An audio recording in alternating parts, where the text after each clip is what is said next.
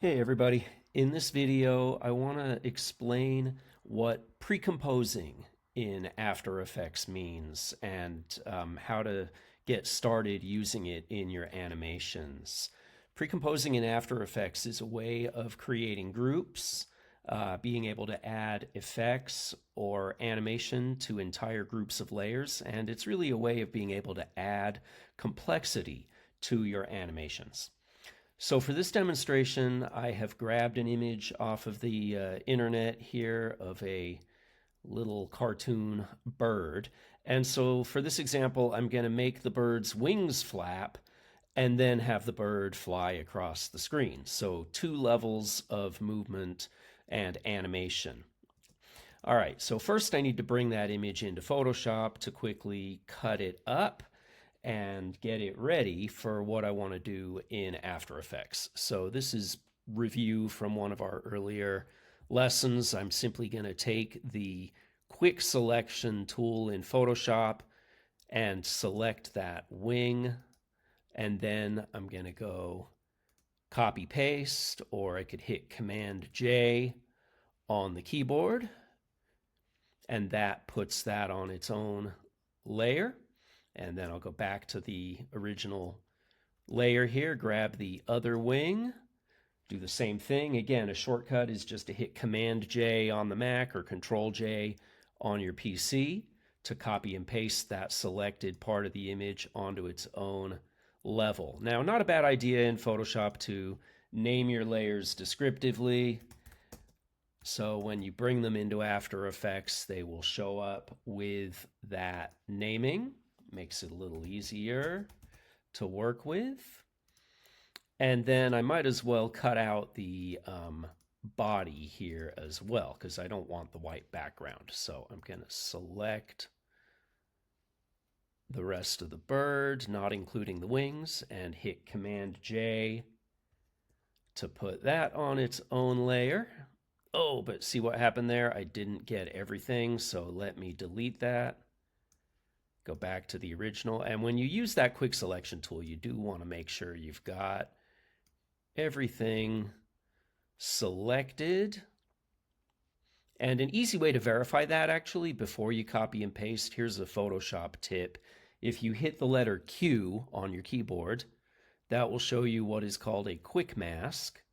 And you can see if there, if the background is painted out, that's just another way of looking at that selection, hitting at the Q key. All right, I'll hit the Q key again. Looks like I've got the whole body selected. So now I'll hit Command J. All right, good enough for my demonstration here. I'm going to rename that. I'll just call it body. And so now I'm pretty much good to go. Okay, I've got the wings cut out. I got the body cut out. This is kind of a low-res image, so the edges are a little rough, but for this demo, that's going to be fine. All right, I'm going to save this. Of course, it's going to prompt me to save it as a new Photoshop file because now it has layers. So bird PSD, that's fine. It can't save it back as a JPEG or a PNG because now it has layers. All right, I'm going to go ahead and close that and get out of Photoshop. I'm done with Photoshop. And I'm going to take that over to After Effects now. So inside of After Effects, I'm going to do an import file. And I'm going to grab the PSD that I just saved. And when I get the Photoshop layer options, which we've seen several times now, instead of just choosing single footage item, because this file has more than one layer, and I want to use more than one layer, I'm going to change that to one of the composition options. And if you want to animate the layers, generally speaking here, you want to use the one that says retain layer sizes. So by choosing composition, retain layer sizes, that is going to import the entire Photoshop file with all the layers intact, and the size of the layers will be the size of, whatever it is that's on the layer. So instead of the size of the full document. It makes it a little easier to animate. Now, I don't have any layer styles on any of those layers, anything like drop shadows or glows or anything, so I can kind of ignore that and just hit OK. Okay, so I've imported the Photoshop file as a composition, and you can see that After Effects has created a composition automatically, and it's also set up a folder with the individual layers inside of it in case I need to use any of them again.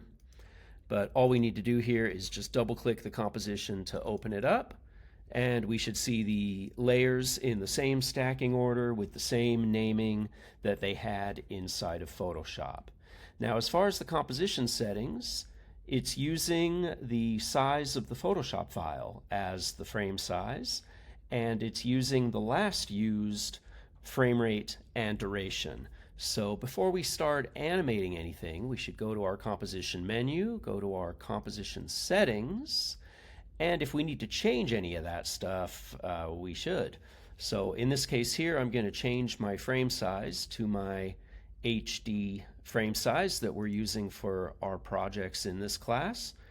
And then I will also change the duration. Now in this case, my last used duration looks to be about 30 seconds. I'm going to change that to 10 seconds. And when you shorten the duration, that's never really a problem. It simply shortens the duration of your timeline.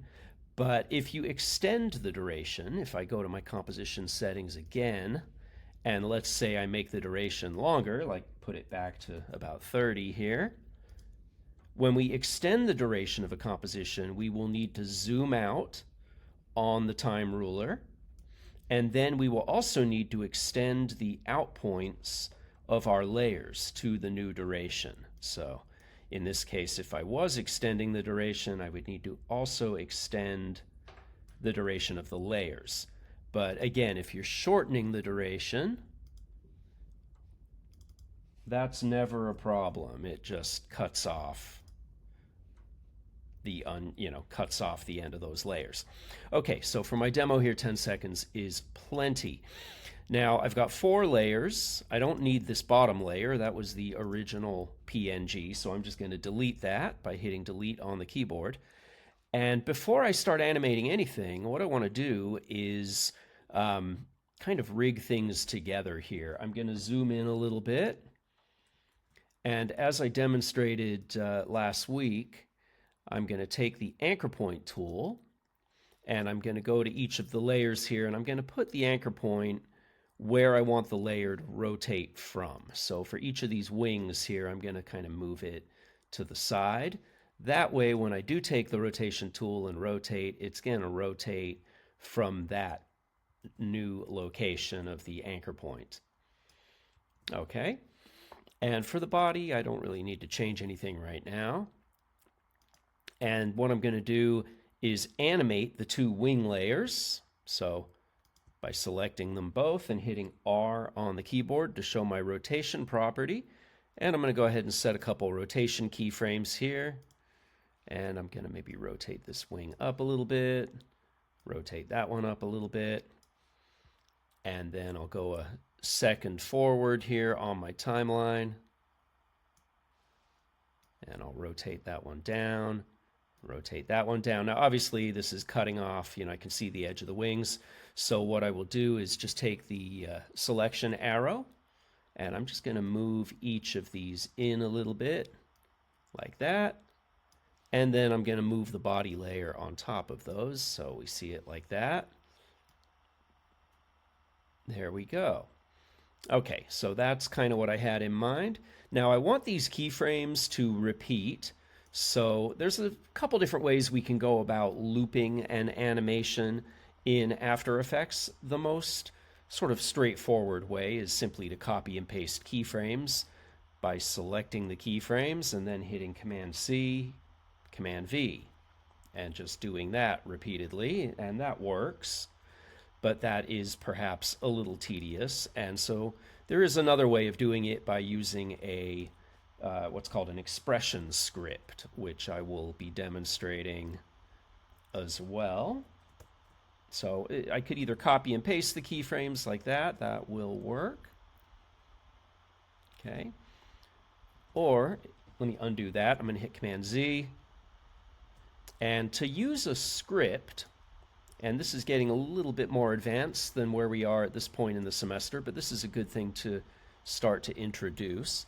If we want to add a script to control what's going on with the property, we can click on that property. We can go to our animation menu and we can choose Add Expression. And this is where we can type in JavaScript code to control what the property is doing. And a simple script is simply the loop expression. If we start to type in the word loop, see how it gives us possible choices here. The one called loop out, if we double click that, and then in the parentheses we put in quotation marks and we type either the word cycle, or in this case it's actually going to be the one ping pong, to get it to kind of ping pong back and forth between the two keyframes. And so if I put that, and that's all there is to it, if I click in the gray area to apply that, you can see that that script is now added.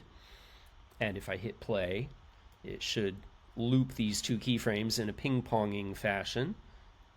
And so that's just another way of looping an animation without having to actually copy and paste. Now, I'm going to copy that. I'm going to click on it, hit Command-C, and then I'm going to go to the other wing and add expression, and then paste, Command-V, to put that same expression script on the other rotation as well. And so now both the wings are going to flap. So you can either copy and paste the keyframes over and over, or you can use a loop expression, loop out ping pong or loop out cycle, to get your keyframes to repeat over and over again without having to copy and paste them. And the nice thing about that is it makes it easier to control the timing. If I want, the wings to flap faster, then I can just bring the keyframes closer together. See, now the wings are going to flap a lot faster. Okay, so it's just fewer keyframes to have to deal with. So it makes it a little easier when you use the script. Now, also, I want the wings to flap in a more smoother fashion. So I'm going to grab all those keyframes, and I'm going to go to Animation, Keyframe Assistant, and I'm going to add the Easy Ease adjustment to those keyframes. So maybe it's a little bit less, mechanical looking, or a little bit less linear, I should say. And again, we can control the timing.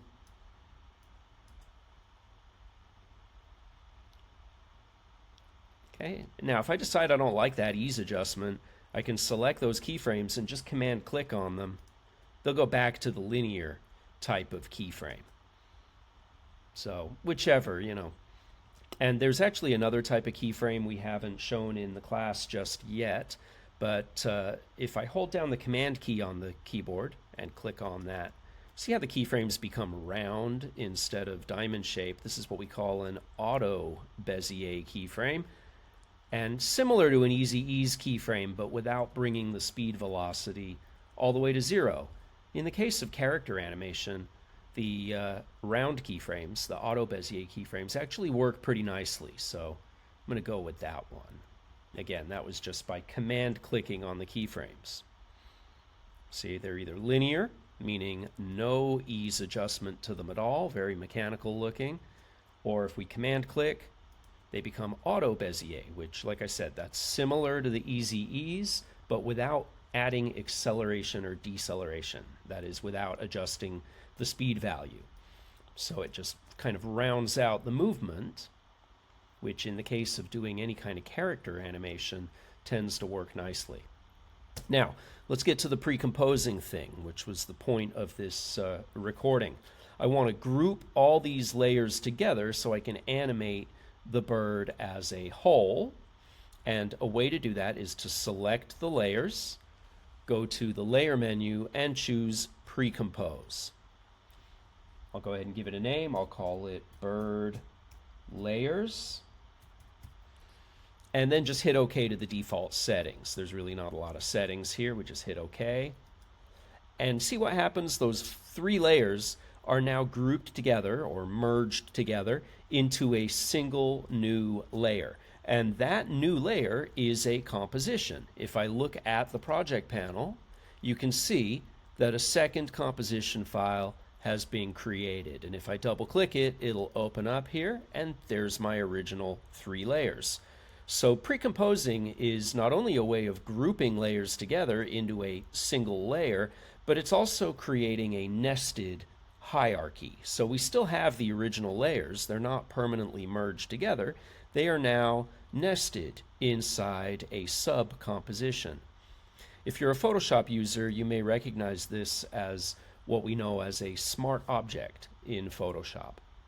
Now, the point of being able to do this is so you can animate all of those layers as a group, or add an effect to all of those layers as a single layer. So in this case, for example, let's say I wanted to change the color of the bird. I could now go to my effect menu, I'll go to my color correction, throw a hue saturation on there, and change the hue a little bit there. There we go, change it to a different color bird. And that's affecting all three of the layers because I'm applying the effect to this precomposed group. Now I'll go ahead and animate it. I'll show my scale property, my rotation property. Let me zoom out a little bit here on the frame. I'll show my position property as well, holding shift and hitting the P key. And I'll just do a quick little animation of the bird moving across the frame, maybe just a few seconds long. Have it fly across this way. I'll set the end of my work area so when I preview, it's only going to play that first few seconds. Let me take my rotation tool and rotate it a little bit. And maybe bring the scale down a little bit too. Maybe as it's flying, I'll have the have the rotation change a little bit too. And maybe add a little curvature to the motion path there with the Convert Vertex tool to add those Bezier curve handles and add a little curvature to the path. All right, let me hit play, see what I've got. So you can see that the wings stay connected to the bird because it's all grouped together, and the animation inside of that pre-comp flows into this composition. If I want to go and change the speed of the wings, I can go into the pre-comp, show my keyframes by hitting the letter U on the keyboard. That's the same thing as, choosing animation, reveal properties with keyframes, the U key on the keyboard. And then if I want to change the speed here, I can, bring the keyframes closer together. Notice that when I dragged those auto Bezier keyframe, the icon changed to just a regular Bezier keyframe. It just does that. It's just the way it is.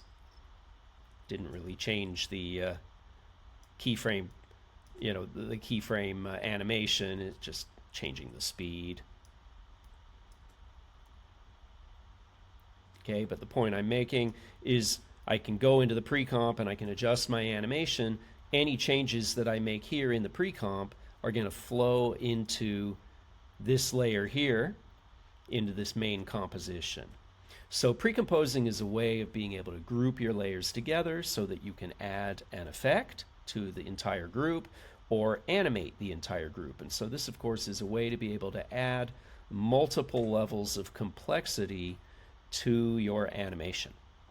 All right, I hope that helps understand what precomposing in After Effects means, as well as introducing a few other little tips and tricks along the way.